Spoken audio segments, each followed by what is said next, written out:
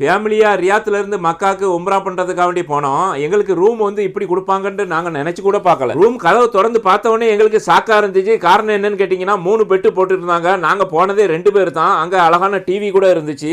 ரூமுக்கு நடுவுல பாத்தீங்கன்னா ட்ரெஸ் எல்லாம் வைக்கிறதுக்கு ஆள் உயர கப்போர்ட் ஒன்று இருந்துச்சு. அதுக்கப்புறம் பாத்தீங்கன்னா கார்னர்ல ஒரு விண்டோ ஏசி ஒன்று கூட இருந்துச்சு. ரூம்ல தீ விபத்து ஏற்பட்ட ஃபயர் அலாரம் கூட வச்சிருந்தாங்க. அதுக்கப்புறம் பாத்தீங்கன்னா கார்னர்ல ஒரு அழகான சின்ன குட்டி ஃப்ரிட்ஜ் ஒன்று வச்சிருந்தாங்க. பாத்ரூம்குள்ள பாத்தீங்கன்னா அடிப்படை வசதி வெஸ்டர்ன் டாய்லெட், ஹீட்டரு, நின்னு குளிக்கிறதுக்கு ஒரு ஷவர், அதுக்கப்புறம் கிளாஸ், வாஷ் பேஷன், அதுக்கப்புறம் வந்து நம்ம துணி துவைக்கிறதுக்கு பக்கெட்டு, அது போக வந்து எக்ஸாஸ்ட் ஃபேன், இது எல்லாமே இருந்துச்சு. ரூமுக்கு வெளியில பாத்தீங்கன்னா ஃப்ரீ வைஃபை கூட வச்சிருந்தாங்க. இந்த ரூமுக்கு வாடகைன்னு பாத்தீங்கன்னா ஒரு நாளைக்கு 25 ரியால் தான் வருது. அதாவது நம்ம ஊர் காசு 600 ரூபாய். இது சூழ்நிலைக்கு தகுந்த மாதிரி இந்த ரேட் மாறும். நீங்க ரியாத்ல இருந்து 3 நாள் உம்ரா வந்தீங்கன்னா பஸ்ஸுக்கும் ரூமுக்கும் சேர்த்து உங்களுக்கு 130 ரூபா வசூல் பண்ணுவாங்க. இது 5 நாளா இருந்தா உங்களுக்கு 230 ரூபா வசூல் பண்ணுவாங்க. நண்பர்களே, இந்த வீடியோ பிடிச்சிருந்தா நீங்க மறக்காம ஒரு லைக் ஒன்று போட்டுட்டு போயிருங்க.